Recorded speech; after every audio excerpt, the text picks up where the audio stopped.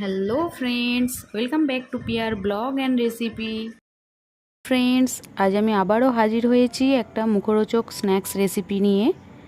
দেখো, চিড়ে আর ডিম দিয়ে যে এত সুন্দর একটা স্ন্যাক্স তৈরি করা যায়, সেটা আমিও ফার্স্ট ট্রাই করলাম, তাই তোমাদের সঙ্গেও শেয়ার করছি। দেখো বন্ধুরা, এই স্ন্যাক্স রেসিপিটি তৈরির জন্য আমার কী কী লাগছে দেখো।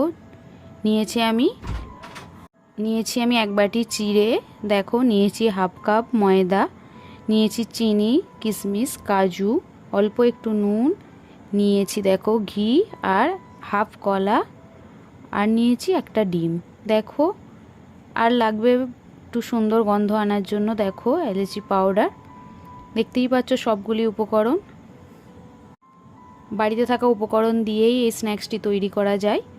দেখো বন্ধুরা, প্রথমে আমি দেখো একটা বাটিতে চিড়েগুলো দিয়ে নিচ্ছি।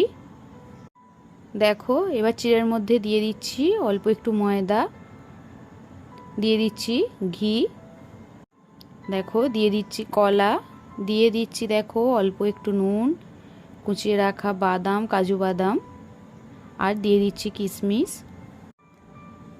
আর দিয়ে দিলাম চিনি, শেষে অল্প একটু এলাচি পাউডার।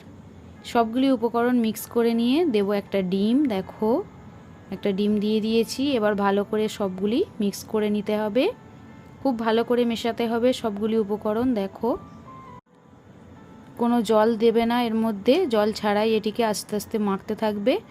দেখো, ডিম আর চিনি একসঙ্গে মিশিয়ে নিলে জলে হয়ে যাবে। দেখো, আর জল দিতে হবে না আলাদা এক্সট্রা। এইভাবে দেখো এরকম পর্যায়ে আসবে, তখন আমি 15 মিনিটের মধ্যে ঢেকে রেখে দেব। দেখো বন্ধুরা, খেতে আরও মুচমুচে যাতে হয় তার জন্য আমি নিয়েছি চানাচুরের ঝুড়িগুলি। দেখো দেখো বন্ধুরা, অন্যদিকে এবার একটা পাত্রে আমি তেল গরম করে নিয়েছি আগে থেকেই। এবার দেখো তার মধ্যে একটা একটা করে ভেজে নেব। দেখো, স্ন্যাক্সগুলি একটা একটা করে ভেজে নিচ্ছি। দেখো, একটু লাল লাল করে ভেজে আমি প্লেট আউট করে নেব। দেখো বন্ধুরা, তোমরা দেখেই বুঝতে পারছো খুবই সুন্দর হয়েছে, খুবই মুচমুচে হয়েছে। সস দিয়ে খেতে খুবই ভালো লাগবে। তোমরাও বাড়িতে অবশ্যই ট্রাই করবে। বৃষ্টির দিনে বিকালবেলা খেতে মন ভরে যাবে এটা। আর কেমন হয়েছে আমাকে কমেন্টস করে জানাবে। আর যদি আমার ভিডিওটি ভালো লেগে থাকে তাহলে অবশ্যই তোমরা লাইক শেয়ার করবে। Thank you. সবাই ভালো থেকো।